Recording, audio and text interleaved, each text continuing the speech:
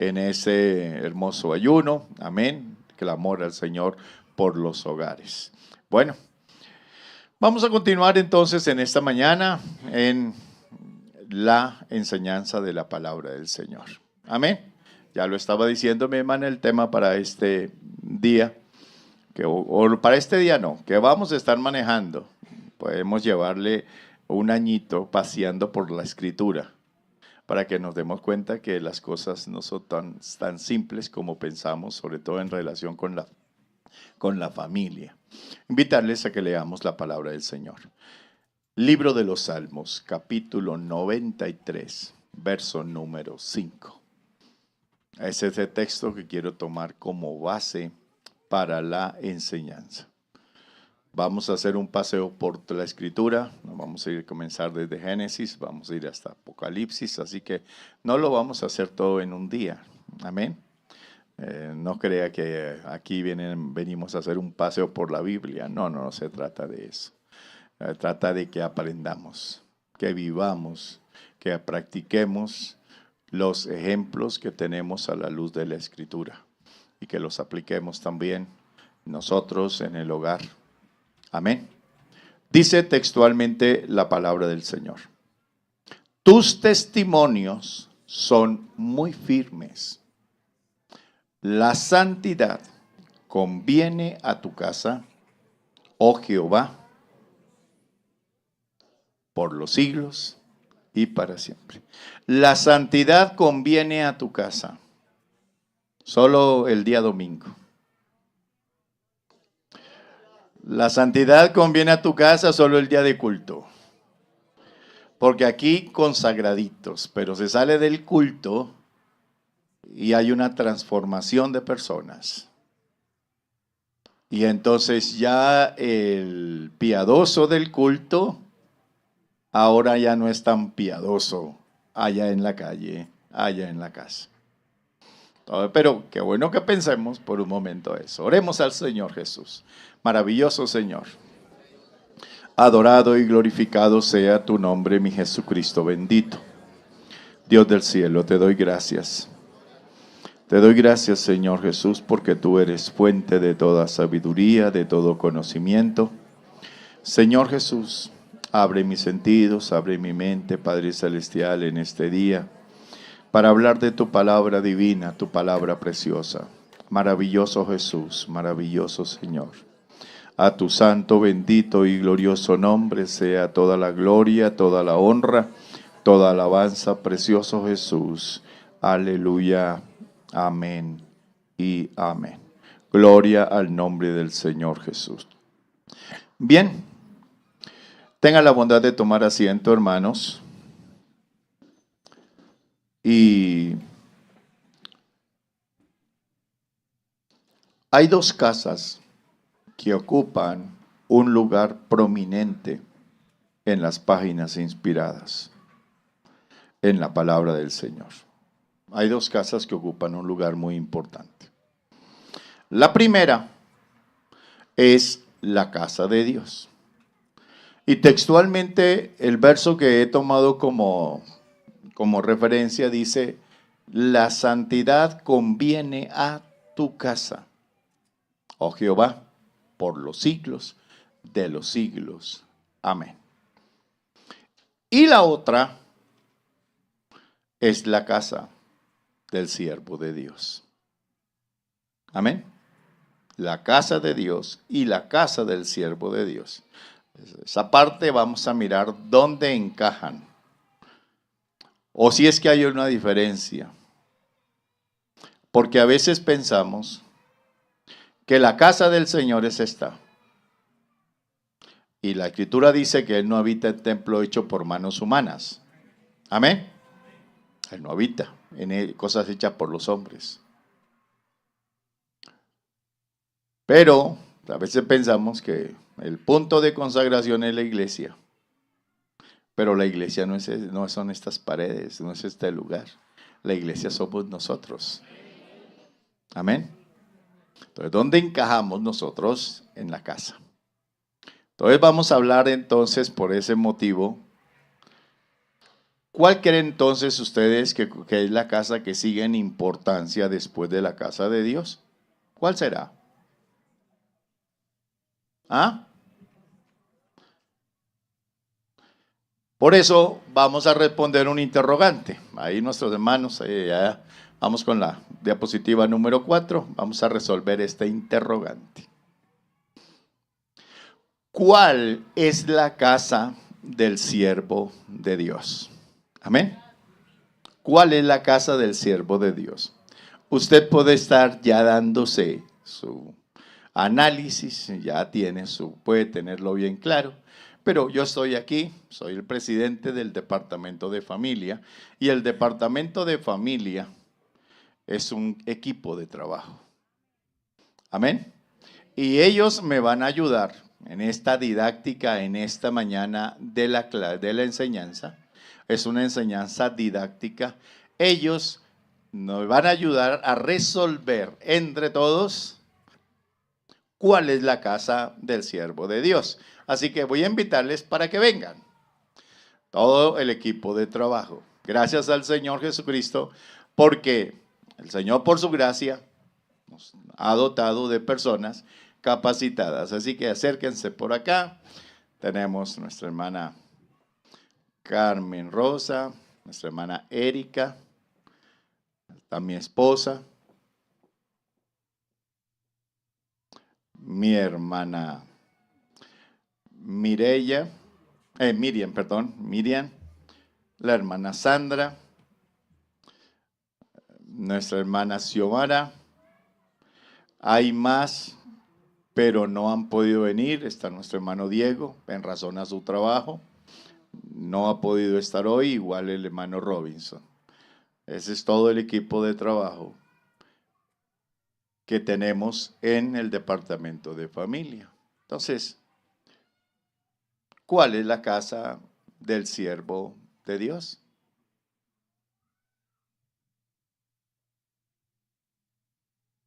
El Señor Jesucristo les bendiga grandemente. Para entrar un poquito en contexto, el hermano nos pedía que hablásemos desde el punto de vista profesional de cada uno de nosotros.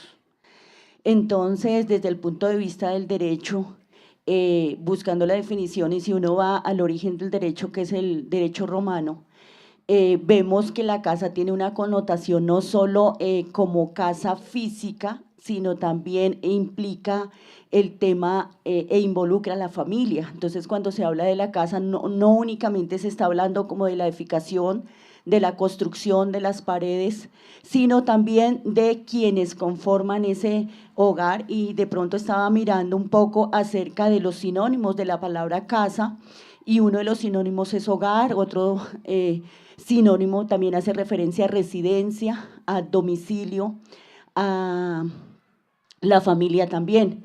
Entonces, si vamos a lo que nos habla, perdón, la definición textual de pronto de la enciclopedia jurídica, ya más actual, habla de que la casa es un edificio destinado a la habitación de un individuo y de su familia. También dice que es un inmueble y que por razón a ese inmueble y al lugar donde está construido también está sometido a regímenes especiales.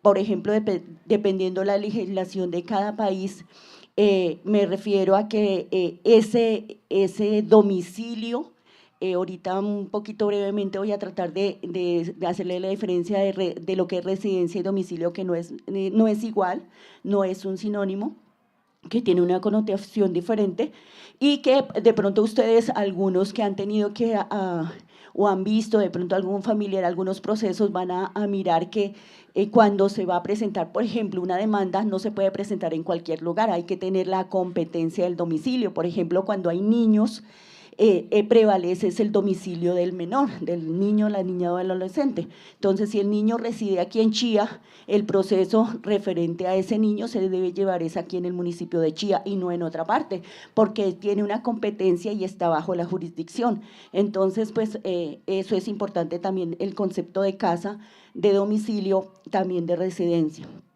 Entonces, si vamos a la palabra como tal, vuelvo a reiterar, no únicamente implica la edificación, sino también las personas que conforman esa familia. En el derecho antiguo se hablaba del paterfamilias y nuestro ministro en la anterior enseñanza nos estaba enseñando que el que celebraba el matrimonio era el padre de familia, el paterfamilias, el que tenía la autoridad. Y cuando si vamos también a la palabra vemos que llamaban a las personas era por el apellido del jefe de familia. Entonces la connotación y la importancia de casa en el contexto legal también. Observamos también que la vivienda es otro de los sinónimos de casa y en nuestra Constitución Política de Colombia, en el artículo 51, también nos consagra a la vivienda como un derecho fundamental. Toda persona tiene derecho a tener una vivienda digna. Cuando nos referimos también a la casa como tal, desde el contexto de vista de familia, hay una sentencia de la Corte Constitucional, la 557 del 2011, no les voy a leer más normas, solo esta, que pues la traje porque es la definición de familia, aquí para, digamos, como la más completa que encontré, que dice: familia es aquella comunidad de personas emparentadas entre sí, con vínculos naturales o jurídicos que funda su existencia en el amor, respeto, solidaridad, que se caracteriza por la unidad de vida, de destino, que liga íntimamente a sus integrantes más próximos. Y en otra parte también dice que dentro de una casa, dentro de un hogar, dentro de esa edificación que constituye o digamos que encierra o donde reside la familia. Entonces, vuelvo a retomar un poquito lo del tema del domicilio. Les decía que hay una diferencia entre domicilio y residencia. ¿Por qué? Porque la residencia es donde vive esa familia, ese papá, esa mamá, esos hijos, pero el domicilio se refiere un poco es a la parte laboral, a la parte cuando la persona ejerce de pronto actividades comerciales. Entonces el domicilio no es el mismo de la residencia, porque el domicilio se refiere al tema donde la persona labore, donde ejerce sus actividades laborales o sus actividades comerciales. Si la persona no ejerce esa actividad comercial, pues entonces su residencia, su casa, será su residencia y su domicilio. ¿Por qué hago de pronto un poquito de énfasis en eso? Porque también cuando ustedes de pronto han visto procesos, siempre escuchamos decir que a la persona se le debe notificar para respetarle el debido proceso, para que la persona tenga derecho a defenderse en todo proceso.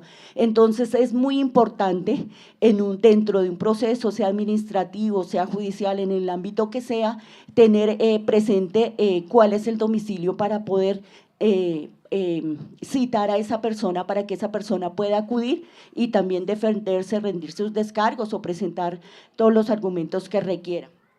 También es muy importante porque la legislación colombiana también le da algunas medidas de protección para el domicilio.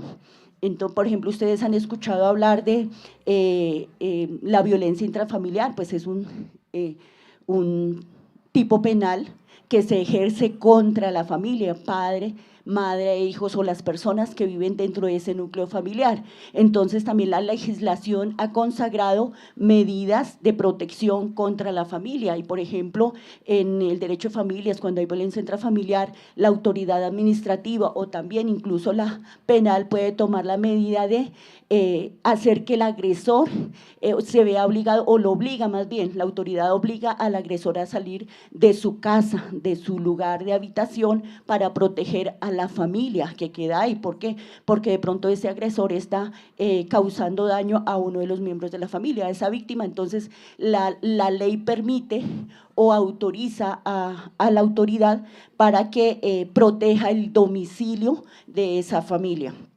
También hay, por ejemplo, cuando ustedes escuchan hablar de una persona que ha cometido algún delito y que ese delito no vaya en contra de uno de los miembros de la familia, y bueno, hay algunos requisitos también le da la posibilidad a que se le pida a la autoridad para que le conceda lo que nosotros llamamos comúnmente casa por cárcel, que es la detención domiciliaria, pero también le da prelación para que pueda ir a pagar su condena cuando ya ha sido condenado o cuando están en ese proceso de etapa investigativa, tiene detención preventiva, puede ir a pagar su condena dentro de su domicilio. Entonces, por eso es importante. Claro que pues ahí hay algunas salvedades frente a eso, porque pues obviamente no puede ser un delito contra la familia, porque de lo contrario pues la misma autoridad se vería obligada a sacarlo de la casa para proteger la familia. Y frente a la vivienda como tal, a la casa como tal, también hay otras, digamos, medidas o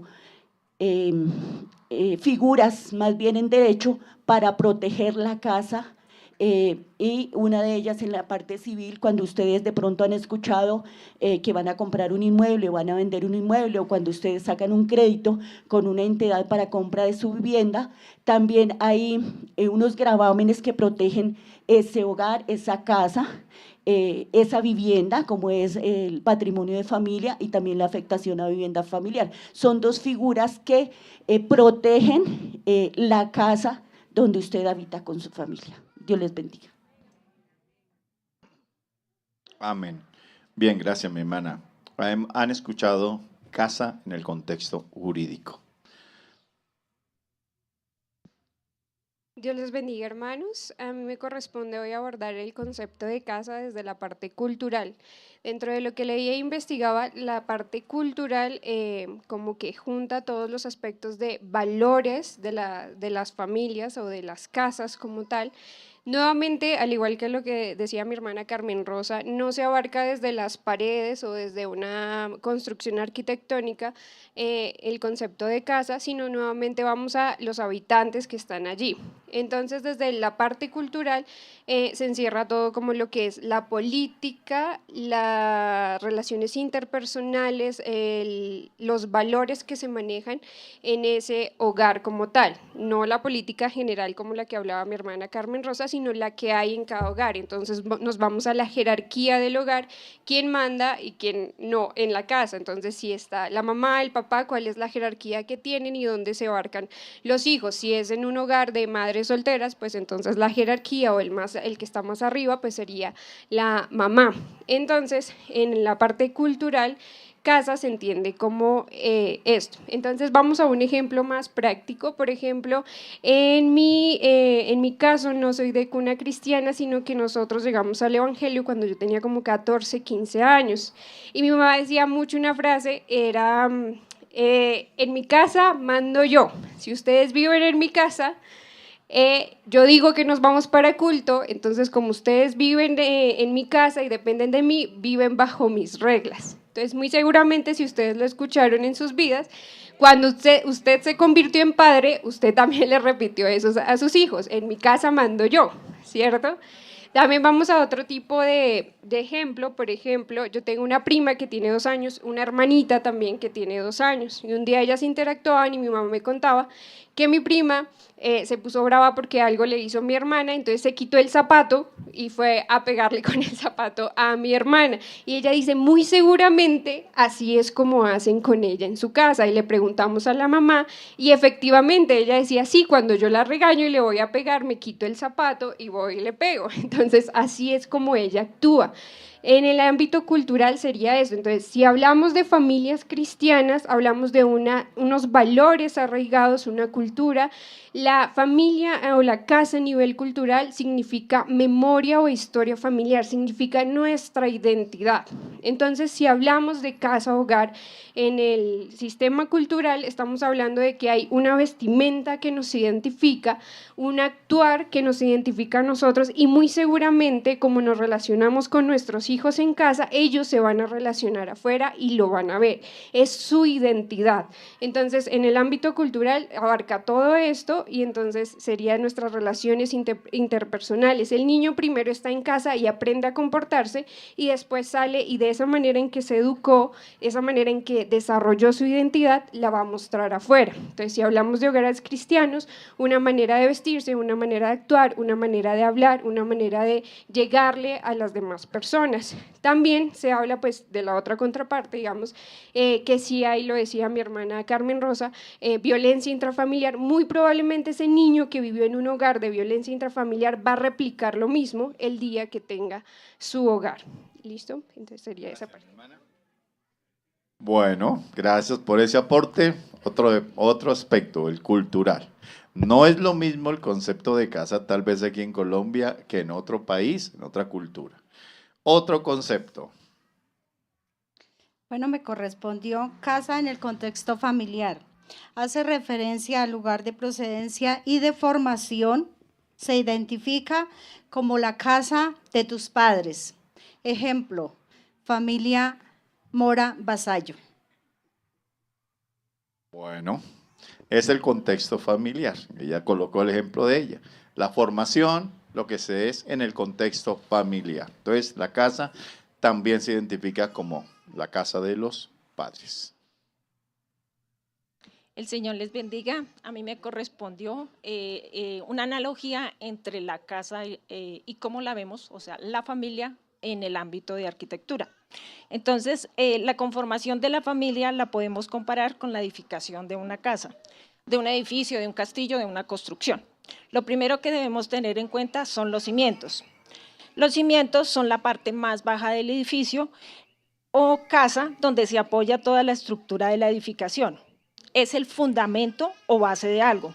Asimismo, la conformación de la familia es el cimiento sería el matrimonio, cuya relación es única, maravillosa, que requiere dedicación, perseverancia. Por eso leemos en la Biblia el mandato hecho por Dios como parte fundamental respecto a este cimiento en San Mateo 19, 4, 5. Él respondiendo les dijo, ¿no habéis leído que el que los hizo al principio varón y hembra los hizo? Y dijo, por eso el hombre dejará padre y madre y se unirá a su mujer, y los dos serán una sola carne. Lo segundo que debemos tener en cuenta son las columnas. Las columnas son estructuras que aguantan el peso del techo, transmitiendo el fundamento del edificio. Podemos entonces entender que su trabajo primario es el de soportar y transmitir. Además, esta estructura soporta otros efectos como las tormentas, la lluvia, los huracanes y demás. En este caso de la familia, las columnas serían los padres o esposos, el padre y la madre. La madre como ese fundamento de sabiduría y ayuda idónea. La mujer sabia edifica su casa. Proverbios 14:1, junto con el hombre como columna de fuerza y protector, vaso frágil. Esto lo dice en 1 de Pedro 3:7. Estas columnas deben ir nutridas con el amor de Dios para que los hijos tengan buenos cimientos a través de toda su vida. Hijos, obedeced a vuestros padres en el Señor, porque esto es justo. Honra a tu padre y madre, que es el primer mandamiento, con promesa, para que te vaya bien y seas de larga vida sobre la tierra, y vosotros, padres, no provoquéis a ira a vuestros hijos, sino criarlos en disciplina y amonestación del Señor. Efesios 6:1-4. Con esto concluimos que debemos tener una base bien fundamentada en nuestra vida espiritual para que nuestra familia tenga este mismo fundamento. Amén, mi hermana. No se me vaya, mi hermana Miriam, le voy a hacer una pregunta para que quede claro entre todos. En el concepto arquitectónico, ¿qué es lo que se requiere para que sea casa? Concepto arquitectónico, para que sea casa. Los cimientos, posterior las columnas y las paredes, el techo y todo lo demás. Esa es la partecita. Gracias, mi hermana. O sea, que tenga una estructura. De lo contrario, ya no sería casa. Será choza, enramada, rancho, lo que usted se imagine. Pero aquí el punto. Entonces, es que quiero que tengan claro los puntos, ¿entienden? Para que vayamos analizando, porque están tomando todos los puntos de vista. ¿Cuál es la casa del cristiano? Sígame, hermano. Hermanos, Dios los bendiga, ¿cómo están? Bueno, desde el área, yo soy trabajadora social, desde el área social manejamos la familia como la base de todo, tanto a nivel personal, o sea, la relación de la familia, el núcleo familiar, padre, madre e hijos, adulto mayor, entre infancia y adolescencia. Nosotros revisamos el comportamiento, hermano, que tiene la familia, alguno de los integrantes. Digamos, nos llevan las problemáticas. La primera problemática que llegas a la comisaría de familia, violencia intrafamiliar, ¿sí? Eso es una problemática muy complicada que no solo se vive allá afuera, acá también en la congregación, hermanos. Tenemos que tener claro el maltrato a nuestros hijos, a nuestra pareja. Es más, en la congregación nos maltratamos muchas veces entre hermanos. Entonces, esas problemáticas las resuelve mi carrera como trabajadora social. Se hace un seguimiento, un acompañamiento, una evaluación y un diagnóstico. Acá puedo hablar del comité de familia, pues lo que se manejó.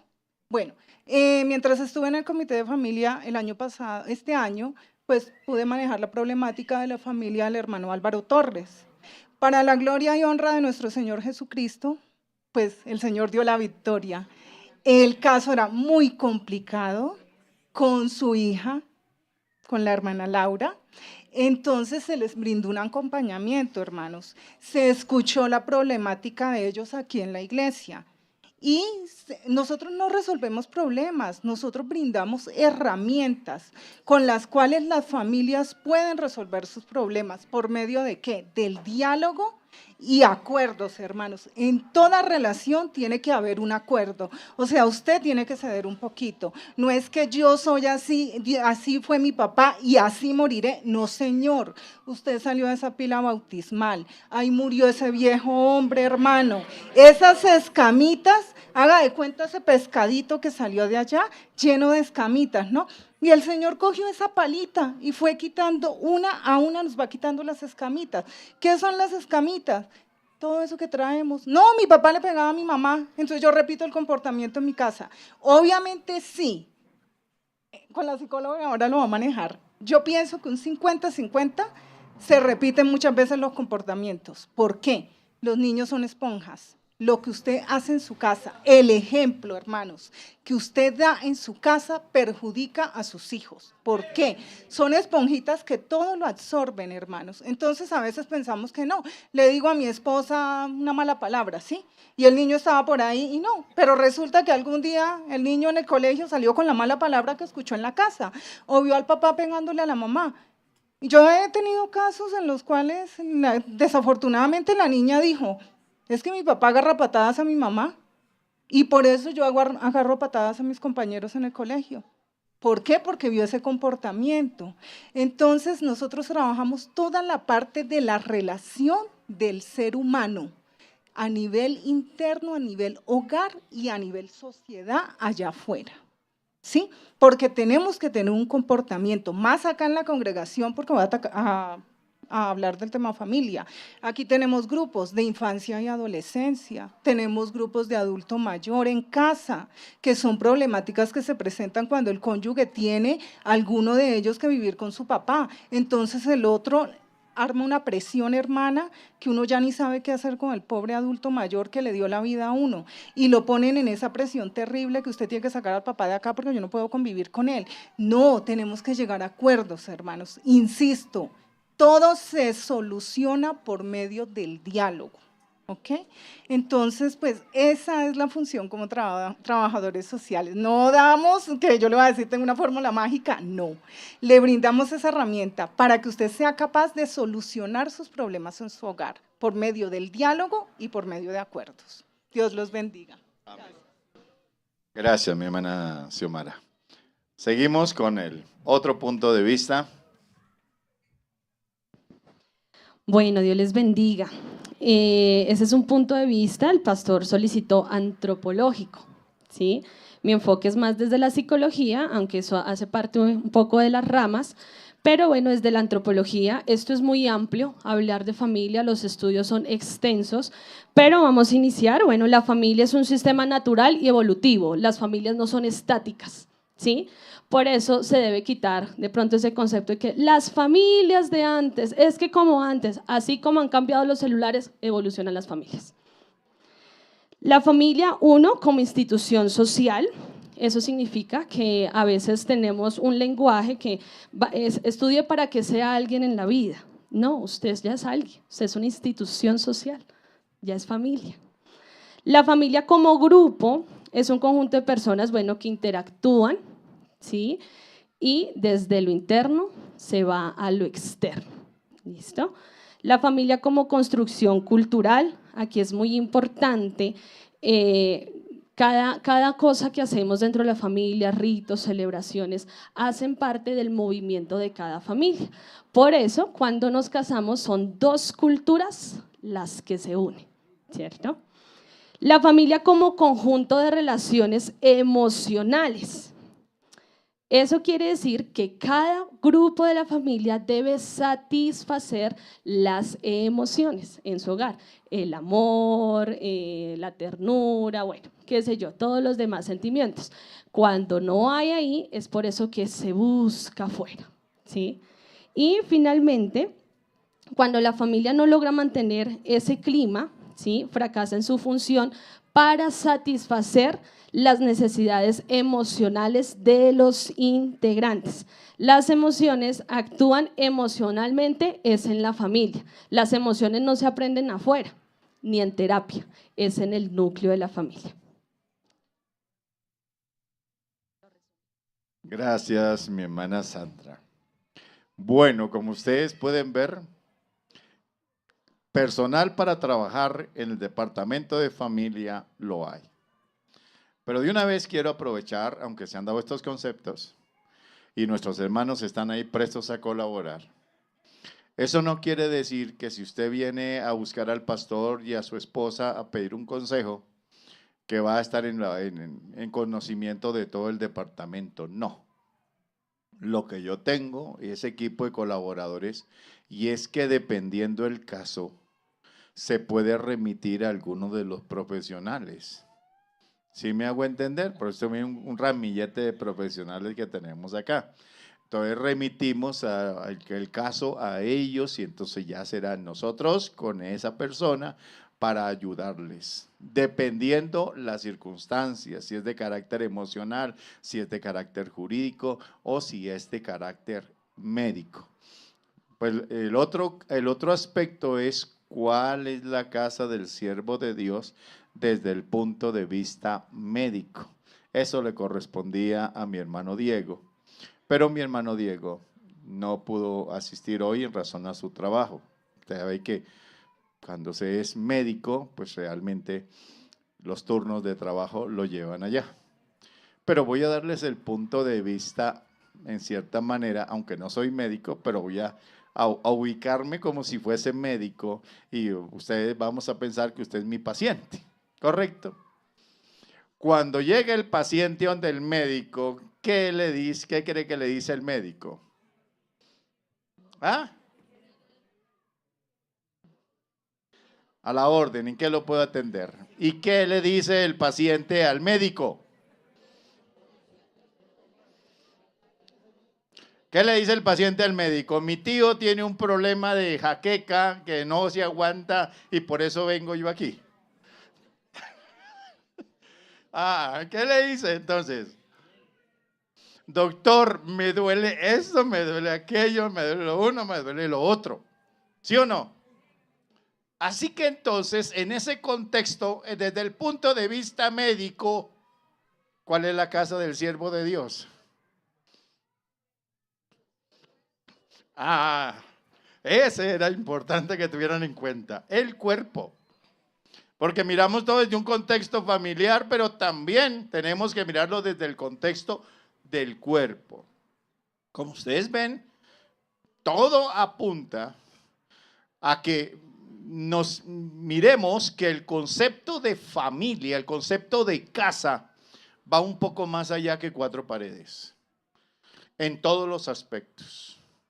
La hermana hizo un desglose bien completo de lo que es en la parte jurídica, porque es donde allá aparentemente el ser humano quiere ir a solucionar todos los problemas, allá, a la parte jurídica. Por eso, gracias que la hermana se tomó ese buen tiempo para que ustedes sepan que cuando piensen en divorcio, que eso no es tan fácil. Que miren cuántas cosas se van a mirar desde el ámbito jurídico para que ustedes se den cuenta que si le salió caro el matrimonio, le va a salir más caro el divorcio. Por eso la iglesia no divorcia. Aquí tratamos de ayudarles y solucionar el problema, la dificultad que se presenta para que realmente podamos hacer que su casa, nuestra casa, la casa del siervo de Dios, también tenga la importancia, la trascendencia que requiere. Vamos a la diapositiva siguiente. Dios atribuye una gran importancia a su casa. Por eso el texto dice, tus testimonios son muy firmes. La santidad conviene a tu casa. Amén. A tu casa. Y atribuye importancia realmente porque es de Él. Es de Él. ¿Compraría usted una casa para dejarla botada y abandonada a merced del que quiera llegar a vivir allá? ¿Lo haría? Invierte sus ahorros, invierte su capital para conseguir una casa, comprar una casa. La arregla, la deja espectacular y la deja abandonada. ¿Le haría la inversión para qué? Para habitarla, en otras palabras, para disfrutarla. De lo contrario, no está haciendo nada agradable, nada bueno. ¿Ya? Entonces, el Señor atribuye gran importancia a su casa justamente porque es suya. Su verdad, su honor, su carácter y su gloria están comprometidos en el carácter de su casa. Por eso, bien vale la pena que pensemos que cuando el texto nos dice la santidad conviene a tu casa, es bueno que nosotros pensemos por un momento. ¿Existe una diferencia entre la casa de Dios y la casa del siervo de Dios? ¿O considera usted que usted es parte de la casa de Dios? Porque si consideramos que somos parte de la casa de Dios, es bueno que pensemos que ahí es donde está el problema más serio. Porque la casa del Señor, o en otras palabras, la casa del siervo de Dios, el hogar cristiano o el cristiano en el hogar, debe revelar la verdad de Dios, el honor de Dios, el carácter de Dios y la gloria de Dios. Eso es lo que debe mostrar. Pero cuando en el hogar no se muestra eso, eso indica que algo debe estar pasando. Amén. Por eso es bueno que pensemos en lo que Dios ha hecho en nuestras vidas y en lo que Dios ha hecho a lo largo de la historia.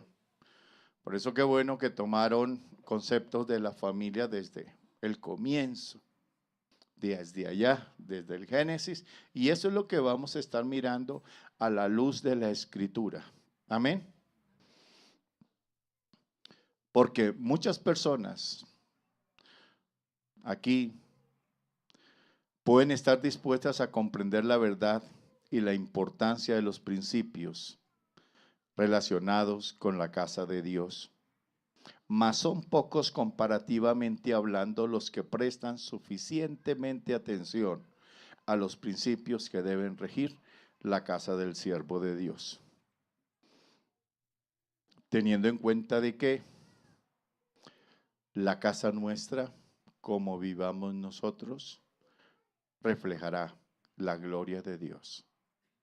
Y ese es el punto al que quiero que lleguemos. Han escuchado muchos conceptos de lo que representa la casa. Ahora vamos a ver realmente la casa desde el punto de vista teológico, para que entonces nos centremos y más entendamos el tremendo grado de responsabilidad que usted y yo tenemos frente a la obra del Señor. Por eso vamos a comenzar mirando la casa de Dios en el Antiguo Testamento. Vamos a ir desde un suceso allá en la antigüedad bien interesante. Y voy a invitarles para que leamos Génesis capítulo 7, verso 1. Vamos allí a mirar ese texto de la palabra del Señor. Vamos a ir al comienzo de la Escritura 7:1. Nos dice el texto: dijo luego Jehová a Noé: entra tú, solito, y toda tu casa. Entra tú y toda tu casa, porque a ti he visto justo delante de mí en esta generación.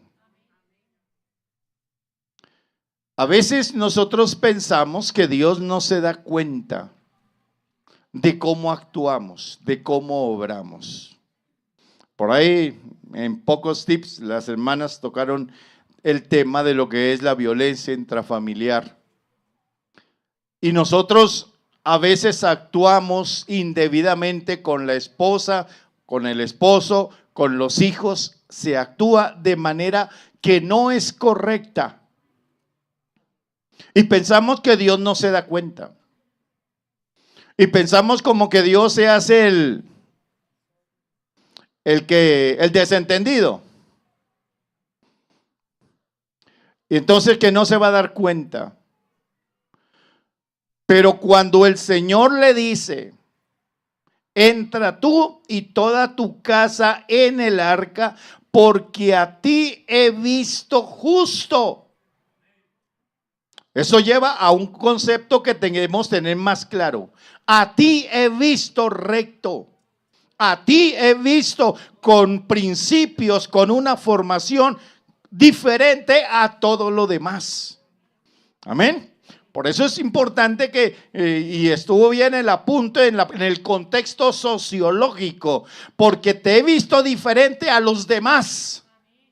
En otras palabras, hizo su propio esquema social. Amén. Hizo su propio esquema social.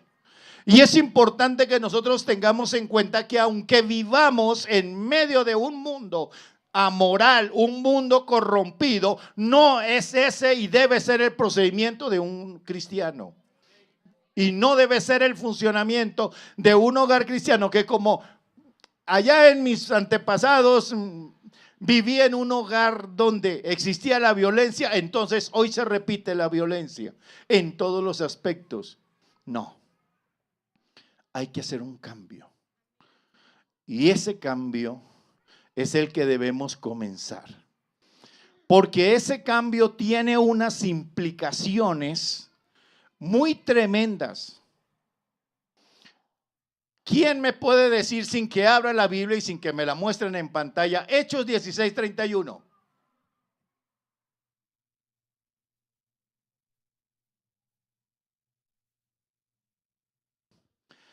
Ay, Dios mío, bendito. Yo pensé que hoy Simeón o los demás grupos evangelistas lo iban a decir de una.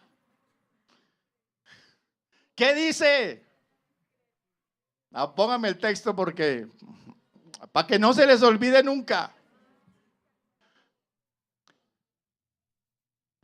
Le dijo Pablo al carcelero: cree en el Señor Jesucristo y serás salvo tú. Gracias. Tú y tu casa. ¿Ya? Cree en el Señor Jesucristo y serás salvo tú y tu casa. Si ven la connotación tan fuerte que hay, alguien debe comenzar. Y quiera Dios que tú logres hacer lo que hizo Noé.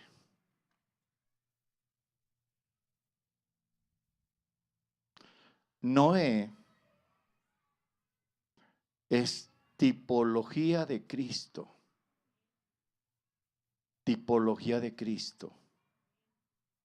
Porque las obras que hizo Noé impactaron a su familia. A tal punto de que Noé no tuvo que bautizar sus hijos para que pudiesen entrar al arca. ¿Sí me hago entender? Por eso es tipología de Cristo, porque Jesucristo pagó por usted y por mí para que seamos salvos. Porque lo que pasó con Noé, eso se llama salvación para él y para sus hijos, para su esposa y para las futuras esposas de sus hijos. Porque eso fue lo que le dijo el Señor. Obviamente textualmente en la escritura no lo encuentras ahí. Pero si vamos al libro de Jacer o libro de Yashar, vas a encontrar con sorpresas que el texto sagrado ahí como tal no dice. Noé sabía, porque su abuelito le había dicho que Dios iba a destruir el mundo con un diluvio. Se lo había dicho Enoc. Por lo tanto, él tenía 500 años y no había tomado esposa. ¿Sabe por qué? ¿Sabe por qué no había tomado esposa Noé? Dios va a destruir el mundo con un diluvio y no quiero que mis hijos pasen por eso. Así que no me caso, ni tengo hijos. Pero a los exactamente 480 años, el Señor habló con Noé y le dijo: he determinado destruir la tierra con un diluvio, pero a ti he visto justo. Así que ve y toma mujer y ten hijos con ella, porque tú vas a vivir y tú vas a ser descendencia, tu descendencia va a poblar la tierra. En el año 500 le nació su primer hijo. 505 o 500, algo así, le nació el segundo. Y después nació el tercero, Sem, Can y Jafet. Y cuando el Señor lo manda a ir a meter los hijos, le dijo: ve y toma mujeres para tus hijos. Y eso lo hizo Noé. Fue y buscó de las descendientes de su padre, del papá era Lamec y de Matusalén. Fue y buscó hijas para los hijos. Así que en el arca fue la boda. En el arca fue la boda de sus 3 hijos. ¿Ya? Ahí comenzó todo. Pero desde el mismo momento del llamado de él, cuando el Señor le mostró sus planes, sus proyectos, él se preocupó porque su esposa también sintiera lo mismo que él. Por eso, un texto que citaron en días pasados por allí, alguien me preguntaba sobre que la Biblia decía ya en Génesis que las hijas de los hijos de Dios buscaron a las hijas de los hombres y tuvieron hijos, y todo esto me preguntaba sobre eso, que era la línea santa, la corriente santa y los mundanos, los descendientes de Caín. Él no estaba buscando esposa entre las hijas de Caín, la buscó dentro de la línea de la corriente santa. Y buscó esposas para sus hijos en la corriente santa, en la línea santa, no en la descendencia de Caín. Por eso es bueno que tengamos en cuenta, porque también a veces se quieren tener hogares, pero no lo buscas en el orden correcto, sino te vas allá a las hijas de Caín. Si me hago entender, te vas para el mundo, porque piensas que en el mundo vas a conseguir un buen esposo y una buena esposa. Y esa es la peor mentira del diablo. Y te hace perder todo lo que Dios tenga para ti, para darte, te lo hace perder en un instante por una mala elección. Y cuando hablo de malas elecciones, estoy hablando de ambos, tanto hombre como mujer. Porque cuando la mujer dice sí, hizo una mala elección si no se dio cuenta bien y equilibró las cosas como deben ser. Y de igual manera, cuando el hombre propone, si no lo hace correctamente y si no busca verdaderamente la dirección de Dios, ahí llevas del bulto. Pero Dios lo miró a Noé. ¿Como cuántos hay aquí en esta mañana? Levanten la mano los solteros y las solteras.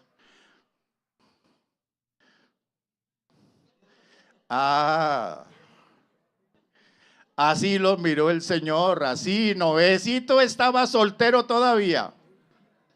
Con 500 años, 480 años, pero hoy se había conservado. Amén. Ahí se estaba conservando, se había guardado. Eso quiere decir que Noé no estaba tomando la mujer del prójimo. ¿Sí me hago entender? No, soltero libre. Puede volverse un gallinazo y estar echando piropos a diestra y a siniestra. Pero Noé no hacía eso. Estuvo recto delante del Señor. Porque ante todo como que entendió lo que es el principio de la santidad, del valor de uno mismo como persona. Y eso es lo que el Señor vio. Así que Dios sí también ve a esos hombres y mujeres que se guardan en integridad, que se guardan en santidad. Amén. Comenzó bien, y todo lo que comienza bien, termina bien. Así que si consiguió esposa, la consiguió en la voluntad de Dios, no en la voluntad de él, en la voluntad de Dios. Si tuvo hijos, los tuvo en la voluntad de Dios, no en la voluntad de él. Así que entonces tenemos una vida guiada por el Señor. Amén. Que el Señor le dirigía todas las cosas. Ya cuando tenía hogar, cuando ya tenía todo estructurado, el Señor le dijo: mira, Noé, hazte un arca de esta y de esta y de esta manera.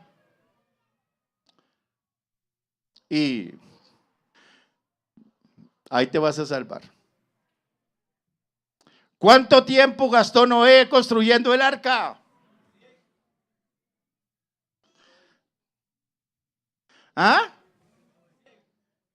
¿Cuánto tiempo gastó Noé construyendo el arca? Aquí tengo opiniones, aquí hay gente que sabe. Me gusta poner las opiniones porque aquí hay gente que sabe. ¿Cuánto cree que se gastó Noé construyendo el arca? Usted habrá escuchado decir que 120 años, ¿cierto? 120 años fue cuando Dios lo llamó y le dijo, consigue esposa, consigue hijos. Pero fue después que le dijo que construyera el arca. Pregunto, si se gastó 120 años construyendo el arca, ¿usted no cree que la primera madera que cortó cuando iba a ponerla ya estaría en qué estado?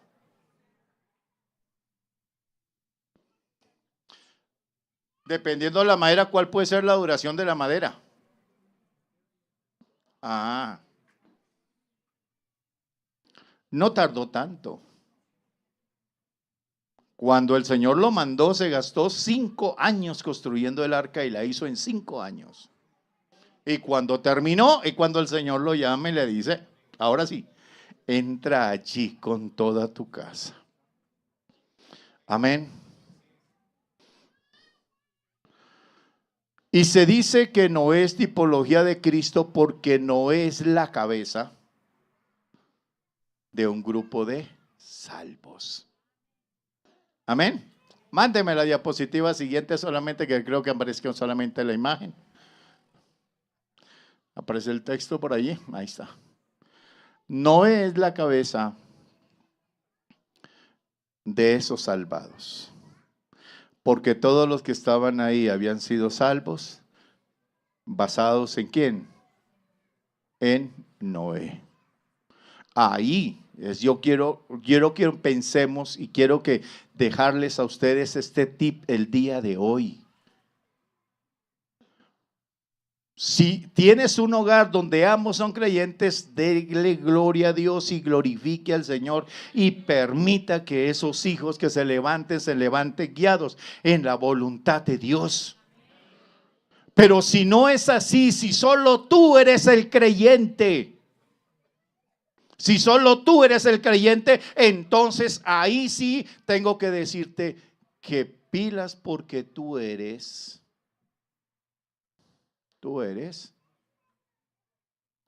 la cabeza de esos redimidos que deben estar en tu casa. Y te corresponde luchar para que todos en la casa puedan entrar en el arca y ser salvos. Y hay que luchar por eso. Amén. Así que entonces en este contexto te ubica allí para que pensemos que Dios no te ha llamado solamente para que ocupes un lugar aquí, para que vengas y te sientes y cantes muy bonito y tal vez aplaudas. No te llamó solo para eso. Él tiene un propósito de salvación contigo y con toda tu casa. Y qué bueno que pudiésemos llegar al punto de que el Señor te diga, entra con tu familia en la iglesia porque tengo planes con ustedes. Pero todo está en que nos ubiquemos usted y yo. Por eso el cristiano en el hogar, nos ubiquemos realmente como lo hizo Noé ante su familia. Bendito sea el nombre del Señor Jesús.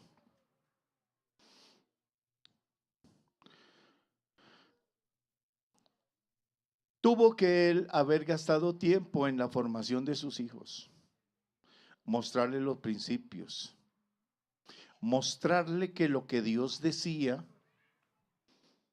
era real. Ahora, de pronto usted dirá, pobre Noé, solo contra una multitud. Dios no hace las cosas solo, ni deja que el creyente lo haga solo. Y no lo va a hacer usted solo. Usted con Dios es la diferencia. Y Noé no predicó solo. Noé tenía a alguien que predicara con él. Él tenía un acompañante que lo predicaba, que le acompañaba a predicar. ¿Sabe quién le predicaba? ¿Quién le acompañaba a predicar y a anunciar y a hablarle a la gente del juicio que vendría? ¿Sí sabe quién lo hacía? ¿No? Lo hacía el abuelo. siempre estuvo acompañado de su abuelo. Y su abuelito se llamaba Matusalén.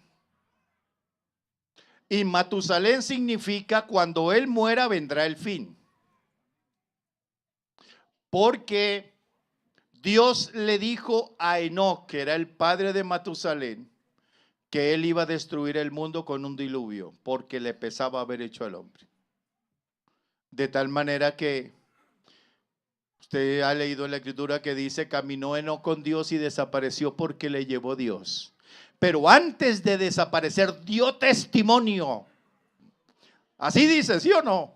Dio testimonio. ¿Cómo lo hizo? Yo me voy a ir, pero alguien tiene que predicar. Predique mi hijo. Y el nombre se llama Matusalén. ¿Quieres comprobarlo a la luz de la escritura? ¿Quiere comprobarlo, sí o no? Ah, bueno, entonces vayamos a Génesis capítulo 5. Aliste calculadora, aliste lápiz y ahí le voy a decir. Génesis capítulo número 5. En el verso 22 dice, caminó Enoc con Dios después que engendró a Matusalén 300 años y engendró hijos e hijas. Y fueron todos los días de Enoc 365 años, caminó Enoc con Dios y desapareció porque le llevó Dios. Ahora verso 25, tomen nota. Vivió Matusalén 187 años, anote, 187 años, 187. Y engendró a Lamec, ¿ya? Lamec era el padre de Noé, 187 años. Luego, verso 28, vivió Lamec 182 años y engendró un hijo y llamó su nombre Noé, diciendo, este nos aliviará, porque el nombre Noé significa descanso. Eso también es tipología de Cristo, porque el Señor Jesús dice, venid a mí los que estáis trabajados y cargados, y yo os haré descansar. Noé significa descanso, al igual que el Señor es nuestro descanso. Amén. Ya tomaron nota, 182, ¿correcto? Ahora, capítulo 7, verso 11, dice, en el año 600 de la vida de Noé,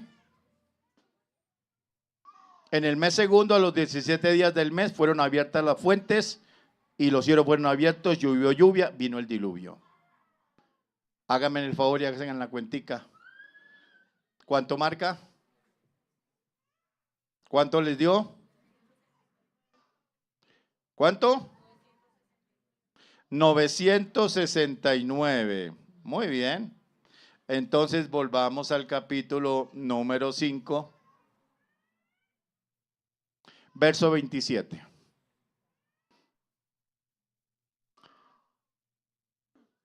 ¿Qué dice?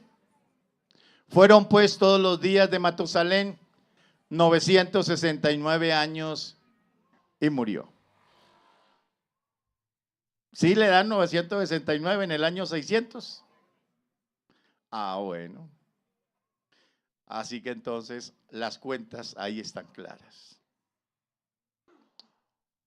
Hasta el último momento Matusalén estuvo con vida, murió y después de que murió Matusalén vino el diluvio. Porque no murió ahogado en el diluvio, no. A sus hijos, por eso incluso el padre de Noé murió antes, porque Dios no permitió que a los que le creían a él muriesen ahogados. El ahogado, morir ahogado era el juicio para los impíos, no para los de la línea santa. Amén. Entonces, ahí podemos observar que Noé siempre tuvo a alguien que le ayudaba ahí y que le encaminó a crear fe, confianza en Dios, en sus hijos y en su familia. Para tal punto de que cuando él le dice, vamos hijos dentro del arca, ellos no hicieron como veremos más adelante, cuando Lot salió a buscar a los novios de sus hijas. ¿Qué pasó cuando él salió a buscar a los novios de sus hijas? Allá en Sodoma, ¿qué pasó? ¿Salieron o no salieron? Ah, qué diferencia. Qué diferencia. Porque a veces nosotros creemos, hermanos, que todo lo haga el Señor, que todo lo haga Dios. Y queremos que Dios nos solucione todos los problemas sin usted tener que hacer nada. No, así no funcionan las cosas. Así no funcionan las cosas. Hay que, lo que uno tenga para actuar, hágalo. Lo que tenga para hacer, hágalo. No le deje todo a Dios. Amén. Así que él tuvo que trabajar en crear convicción, seguridad en sus hijos. Para que el día en que le dijo, mijitos, vamos para el arca porque el Señor lo ha mandado. Bueno, listo, papá. ¿Qué más hay que echar para allá? No se pusieron con remilgos ni nada por el estilo, porque hay que conservar, hay que enseñar. Tus hijos vienen al culto por voluntad, por convicción o porque impones la fuerza. Porque si algo en eso estamos fallando, si ya tu hijo dice, no, yo no quiero ir por allá, yo no quiero volver a culto, ya no quiero, algo está pasando. En algo estaremos fallando. Y tal vez le estés echando la culpa al pastor, le está echando la culpa a los maestros de escuela dominical, le está echando la culpa a lo que sea, porque al fin y al cabo, como dice el paisa en su adagio, cuando el arriero no puede, le echa la culpa al enjalma. Cuando uno no es capaz de direccionar el hogar como debe ser, le echa la culpa a todos los demás. Entonces, pero si en algo está pasando allí con el hijo que ya no quiere buscar del Señor, que ya no quiere volver al culto, en fin, o que no quiere venir, que lo ve como una imposición, como una carga, en algo estamos fallando. Porque aquí realmente los que estamos aquí, creo que debe ser así, estamos aquí por convicción, no por nada más, por convicción, no por interés, no, convicción, convicción del Señor, por creerle a Dios, estar seguro que lo que Él dijo es así y no me puedo salir de allí para nada porque ahí está el problema. Amén.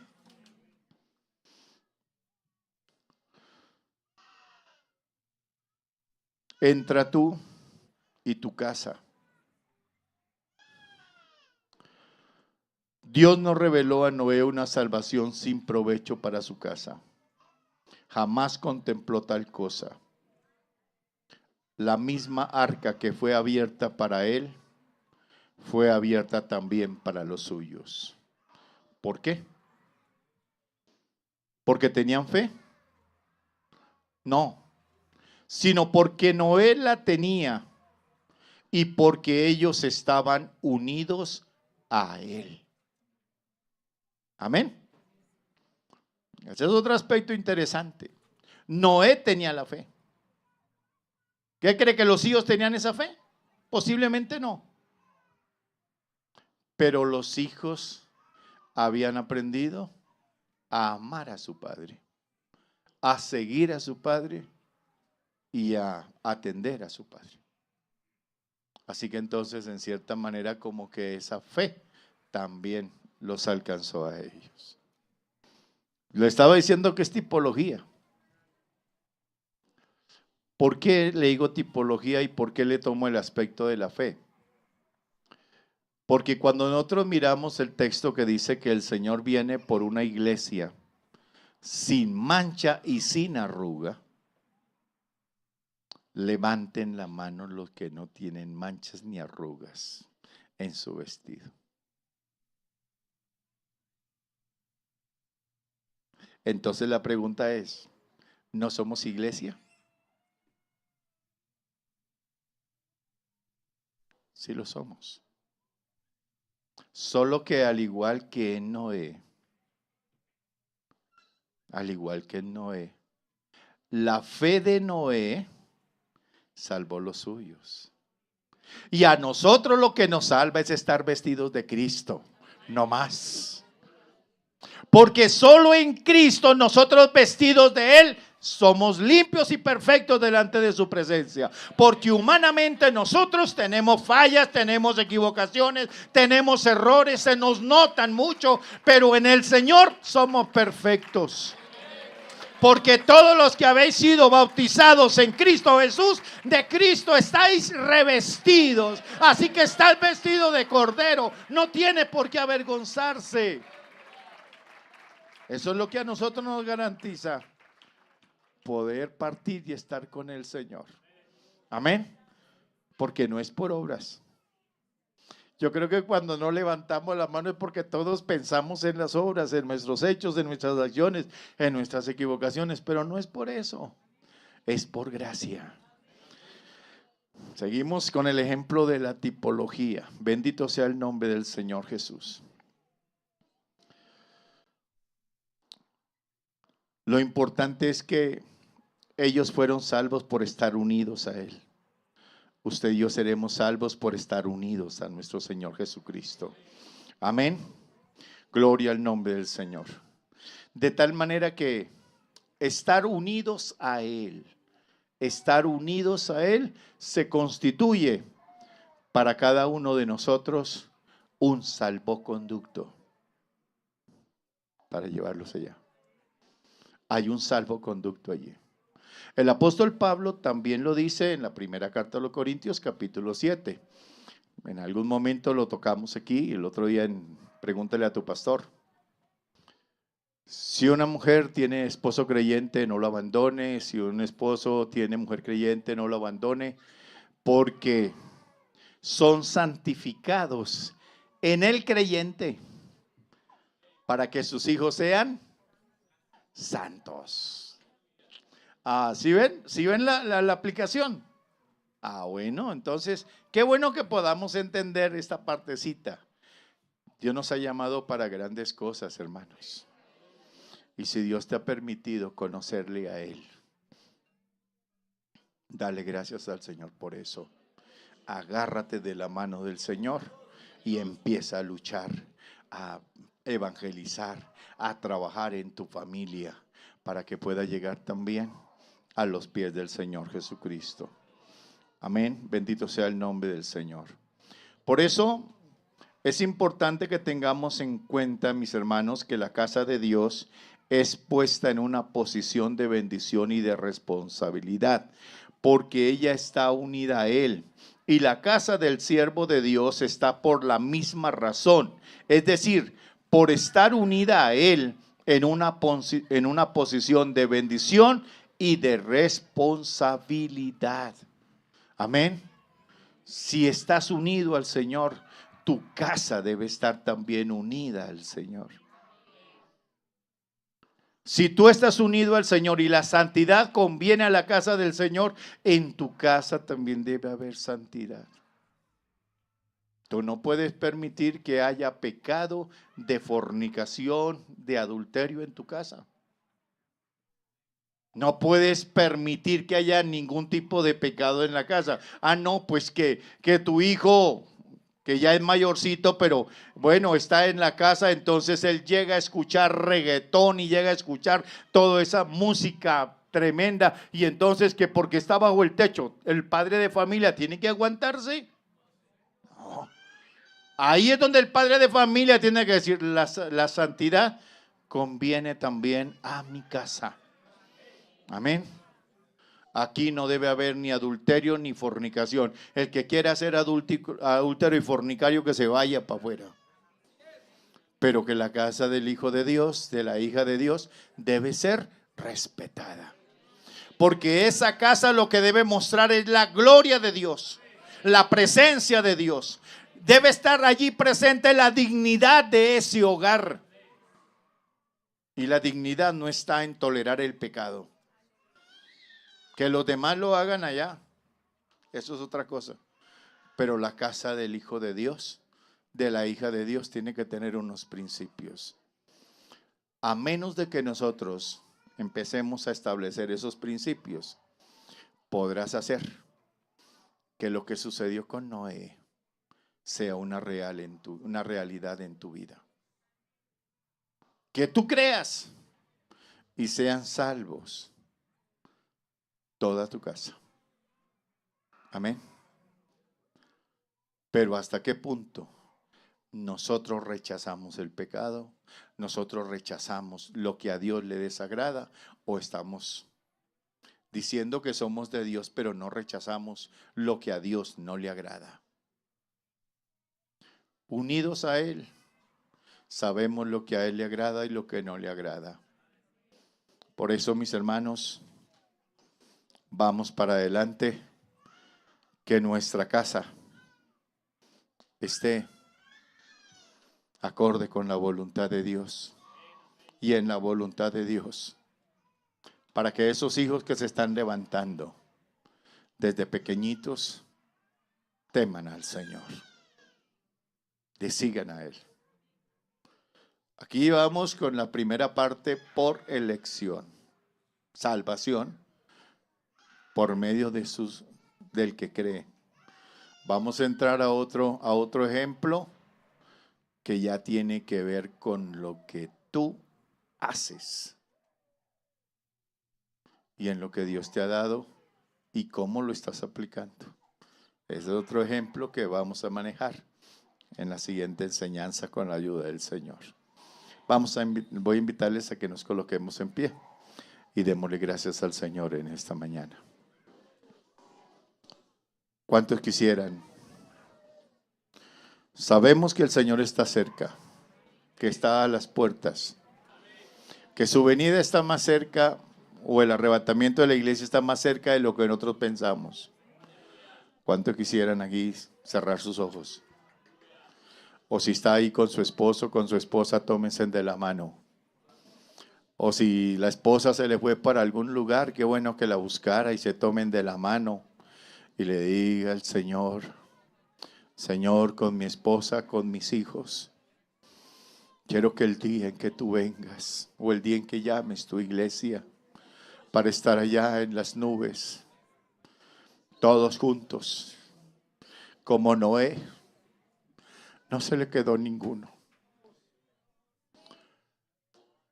En medio del arca pudo contemplar que los que estaban en el arca eran los suyos,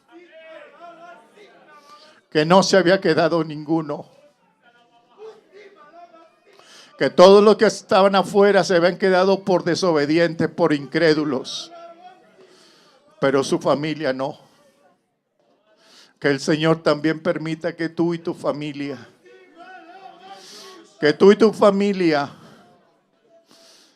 cuando Él llame a su iglesia, estemos listos. Aleluya, bendito sea el nombre de Jesús. Dios amado, te ruego por cada hogar, por cada familia, Padre Celestial, en este lugar. Mira a todos aquellos, Señor Jesús, que están ahí tomados de la mano juntamente con sus hijos.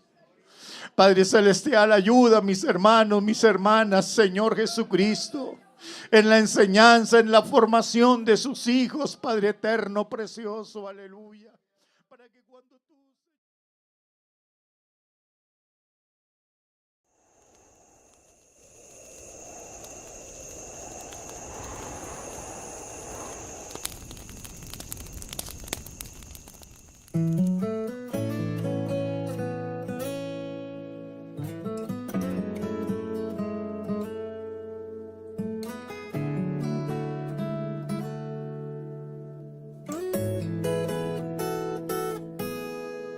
Alfarero, estás aquí, hoy con mucha pena vengo a ti. Sé que hace mucho no te hablo, pero estas heridas ya no aguanto. Poco a poco me aparté de la rueda yo me alejé. La soledad ha sido mi cobija, me hacen tanta falta tus caricias. Soy una vasija quebrantada, soy un instrumento procesado.